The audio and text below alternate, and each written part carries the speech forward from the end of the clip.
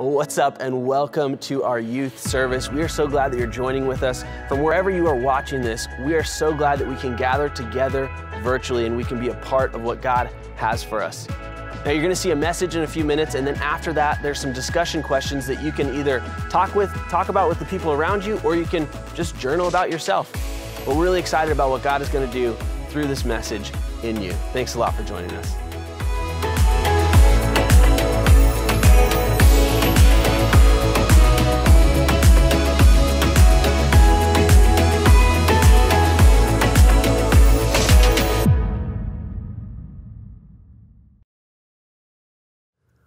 What is up? Welcome. We're in a series right now called The Masks We Wear. Because let's be honest, we all wear masks, right? We wear different types of masks. And for some of you, you're like, I don't even want to talk about masks because we're hopefully going to be not wearing a lot of masks in the future when it comes to like spreading COVID and that kind of thing. Maybe we're getting towards the end of that. Maybe we're not sure. But we wear masks in general, right? We fake it to other people all the time. I remember I was at 7-Eleven, late night 7-Eleven run, going to get a Slurpee late night. Some of you just want to go do that right now as soon as I said that. I was there with a friend, and my friend is like pretty big.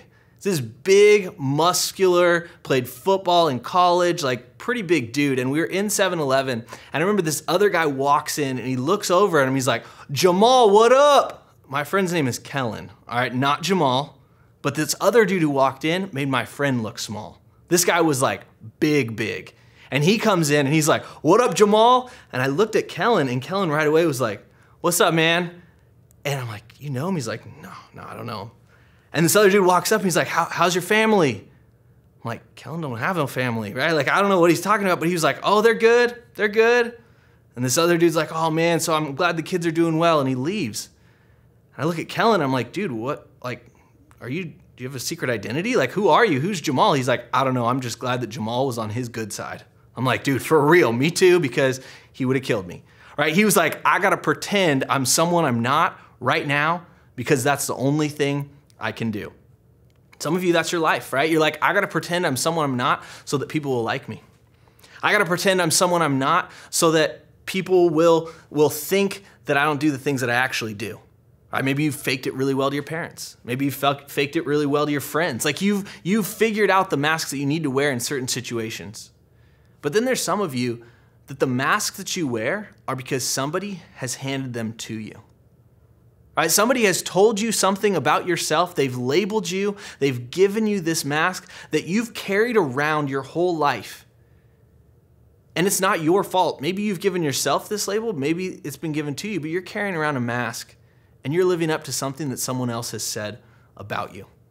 Okay, we're gonna look at in Genesis in the very beginning, because actually that was one of the first things that the enemy did, was give a label to humanity.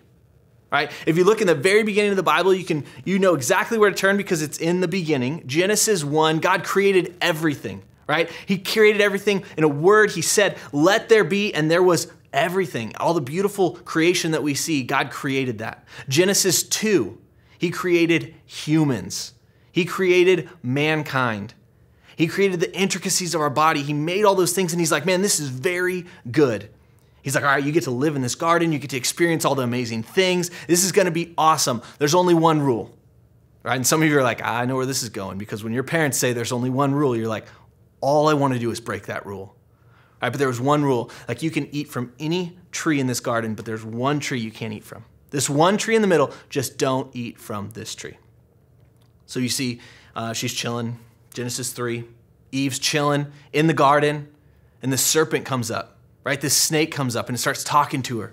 It's like, hey, what's up? Okay, cue number one, if a snake starts talking to you, you're either Harry Potter or you need to get the heck out of there. You know what I'm saying, right? Like, that's not cool. That's not cool. So the serpent starts talking to her and is like, hey, why don't you eat from that tree? And she's like, I'm not supposed to do that. And the serpent right away is like, wait a second. Did God really say that? Right? That's kind of the first trick that the enemy does with us, is gets us to question what God said. Well, did God really say that about you? I don't know if that's true, if he really said that. And we start questioning what God has said. Okay, but and he convinces her, he goes, no, here's the thing. If you eat from that, this is why God doesn't want you to do it. Because if you eat from that, you'll have the knowledge of good and evil. You're going to be like God. It's going to be amazing. That's what you need to do. And she's like, wait a second, but God told me that I was fine how I am. God said I was very good when he made me. But with the label that was given right then, what the serpent came in and said was like, no, actually, you're not enough. You need something else to fulfill you, to make you have value, to make you have worth. You're not good enough how you are. And I can imagine Eve in that moment is taking this label going, wait a sec, I'm not enough. And she's like, what can I do to make myself enough? And he's going, if you just eat this fruit. Right? And the incredibly sad part about this temptation, this thing that he said to her was such a lie. He said, if you eat this, you're going to be like God. And she's trying to get something to fill this not enough mask that she's now wearing that was handed to her. But it was a lie, because when God created mankind, he said he created us in his image. Like, she was already like God. She already was an image bearer of Christ. And he comes in and lies to her and says, you need something else. And maybe that's you, right? Maybe you've experienced that. And you're going, man, I'm not enough how I am. But what I want you to know is that you're an image bearer of Christ. You have been created in the image of God. And Eve was like, okay, you know what? I need something else. And so she's wearing this label of not enough, and she does something that ends up in more destruction. And we now live in a world that experiences pain, that experiences suffering, that has been messed up by sin. Right? You know the story. But when I look at this situation, what I know is that these labels that we've been given, they go against what God has said. But we've all been given labels. Right? We believe the labels we've been given. And maybe you've been given a label before. Right? Maybe somebody has told you something about you that stuck. Maybe you had a teacher or a friend or somebody in your life that has been like, you know what? You're just not really smart. Like, you're kind of dumb. Like, you're just not very good at it. And they handed you that label. Man, I had a guidance counselor in high school who told me that I was never going to amount to anything in life. I'm like, lady, you're literally paid to tell me I'm going to succeed in life. And she told me I'm not going to amount to anything. And I took that. I'm like, you know what? I'm just stupid. Just stupid. That's me. I'm just stupid. And my whole life, I lived that. I'm like, man, I'm not smart enough to do anything. Right? Maybe when you look in the mirror, you see yourself and you're like, I would change this. I would change that. I don't like this. Right? Like, you see all the imperfections and you've just given yourself this label and you're like, you know what? I'm just ugly. That's me. I'm ugly. And you carry it around and you walk around knowing that you just don't meet up to everyone's standards. Right? Maybe you had somebody in your life, hopefully not a parent, but maybe somebody in your life has told you, you know what? You're just worthless. You don't have value. You don't have worth. And maybe you've lived through a situation where you come out on the other side and you're wearing that label and you've lived up to that label and you're like, yeah, you know what? Not only am I worthless, I'm unlovable. I'm unlovable, right? My friends, that actually I don't really have any friends because they all run away because I'm just a loser. I don't have any friends. I do things maybe a little bit different, so I'm just a weirdo. That's me. That's all I am. I just have problems everywhere. I'm just too much. Who I am is just too much. And you've been handed all these labels in your life and you take them on and you go, that's who I am, and that's the mask that you are stuck with. And you're living up to a standard that somebody else has given you.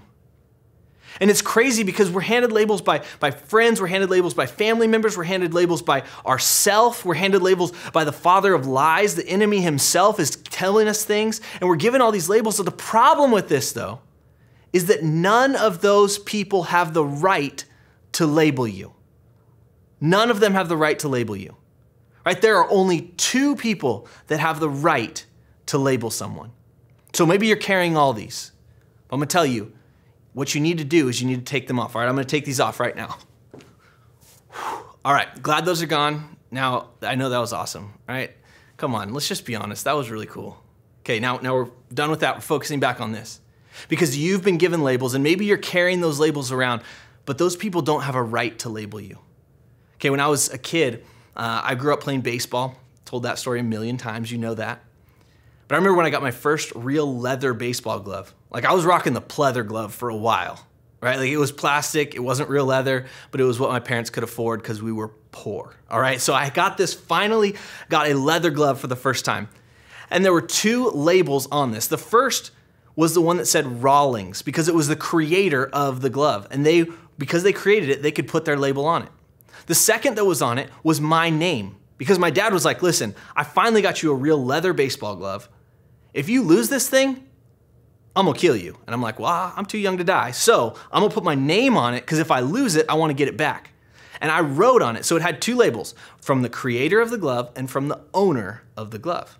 Now, if you were to come up and try to write on my glove, oh, we were gonna be throwing fists, you know what I'm saying? Because that's not yours. You don't have the right to come up and label it. If somebody else were to say, hey, here's what I'm gonna do, I'm gonna go put my label on this, it's not gonna happen. Because there's only two people that have the right to label something, the creator and the owner. And that it's the same thing that's true about you. Nobody has the right to label you except for your creator and your owner. And I'm telling you right now, God created you and Jesus paid the price to be your owner. Right? What you need to understand is that the labels that you've been given, they don't have authority over you. The only one that has the right to label you is Jesus. And here's the thing. Here's the thing. The label that he's given you, because he has the right to do it, the label he's given you is this, is that you are worthy. You're worthy. You're worthy. And you might think all these things, but someone told me that I'm worthless. And somebody told me I'm stupid. Guess what? They don't have the right to say that. You are worthy. And we need to start believing that instead of the labels that we've been given from other people.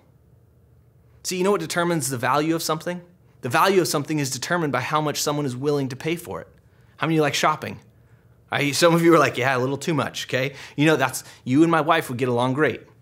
Okay, when COVID hit, I was like, sweet, we're not gonna be shopping much. This is gonna be awesome. I'm gonna save some money.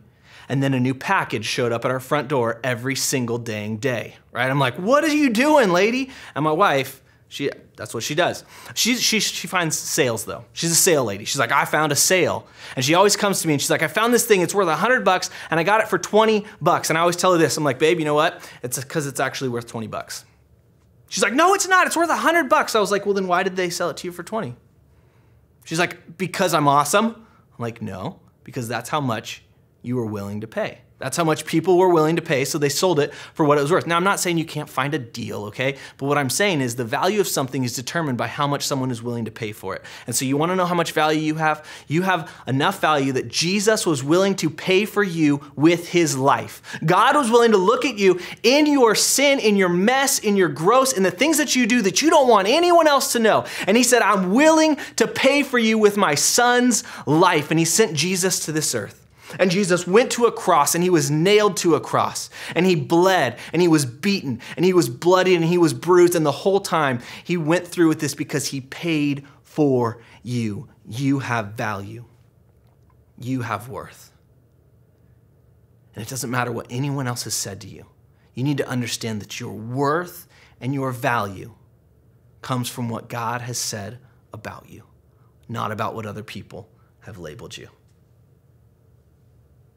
We need to start believing what God says instead of the labels that we've been given to us or we've given to ourselves. I know this is harder to just do. It's a lot easier to say, but to actually believe that and do that is a process. And it starts with acknowledging it right now. Acknowledging those labels that you've been given. Acknowledging the truth of what God has said. And talking through that with people around you. You can't do life alone. We say that all the time, and we believe it. And you need people around you that are going to enforce the label that God has given you instead of enforcing the labels that other people have given you. Let's pray. God, thank you so much that you loved us enough to die for us, that you proved our worth, that you proved our value.